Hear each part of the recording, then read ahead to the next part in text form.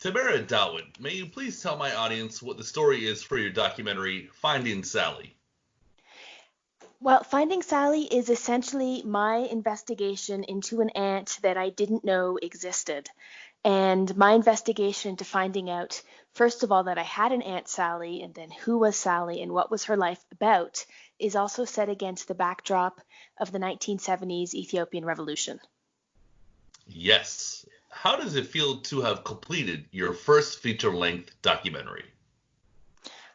I mean, I think it's almost like it hasn't sunk in yet, Hmm. because I think it takes so long to make a film, and also because of the impact of COVID and not having a premiere, especially because this was a film about my family. To be there with my family when they watched the film was a little bit weird. So I think for me, that's sort of like the final nail in the coffin that I'm waiting for whenever that happens down the road. But I'm, really excited that, I had the opportunity to have the film premiere much earlier than we expected on the CBC in Canada, which meant it was accessible to so many people in Canada to watch. So, I mean, it's a double-edged sword. Some things didn't work out so well, and some things worked out really great. Interesting. So, how long has this project been a priority of yours to make?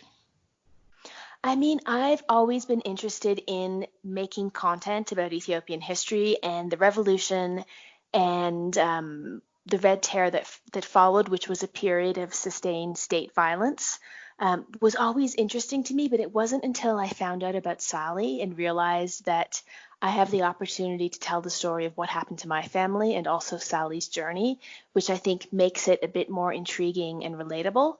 But I found out about Sally back in, I think, 2010. So it's been something that has been going on for the last 10 years.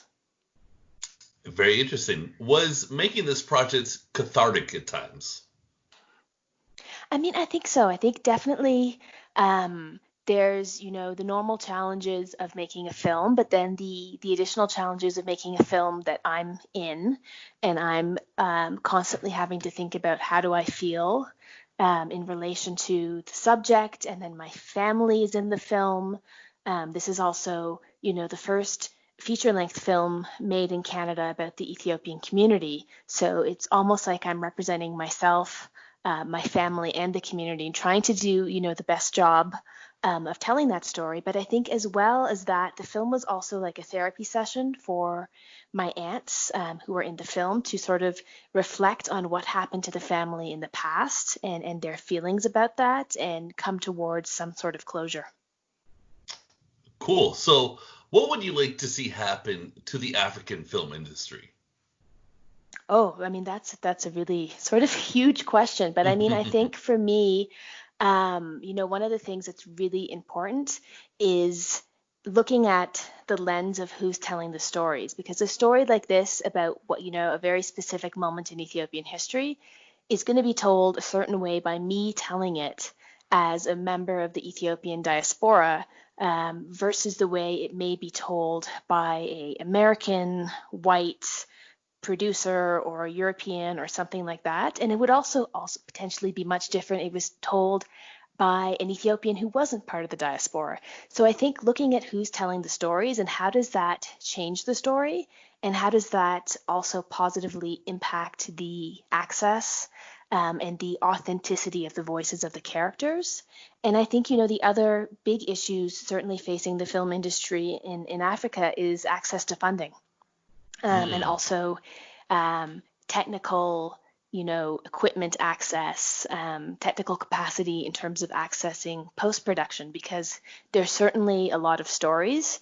There's a lot of talented writers and directors, but there's often a disconnect in terms of the access on the business end, in terms of accessing the capital, accessing the international markets, and then also being able to make sales with the films globally so that they can be seen.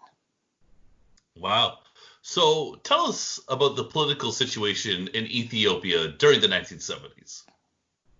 Yeah, I mean, so the film gives you sort of a general overview of what happened. And that's partly why we've put more information on the website Finding Sally for people who want to have a deeper dive and understanding, why were these young people and students protesting against the imperial government? Why did the monarchy end? And then who took over afterwards, which was a military dictatorship? And what were the differences, between those two regimes, and the impact for people like my Aunt Sally, who had been part of the student movement fighting to topple the emperor and are now, instead of being governed by this democratic future they were hoping for, now faced with an enemy, I guess, in a different coat, which was this military dictatorship, which was really sort of heavy-handed in their attack and response to anyone who was opposing them. Okay. So what's the political situation in Ethiopia like right now? Well, I mean, right now we were meant to be preparing for a federal election, which has been postponed because of the impacts of COVID here in the country. So I think, for me, I'm just sort of waiting to hear what is the plan for this election to happen. How will it happen? When will it happen?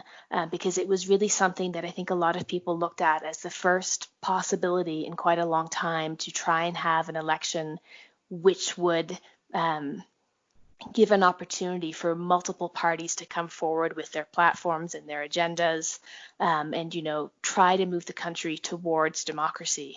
So I think we're sort of in a wait and see period. I mean, certainly while we were shooting the film, the country was under a state of emergency. There were mass strikes, mass protests across the country, which is what led to the prime minister stepping down in 2018 and this new prime minister sort of being in a temporary leadership of the country until this election occurs.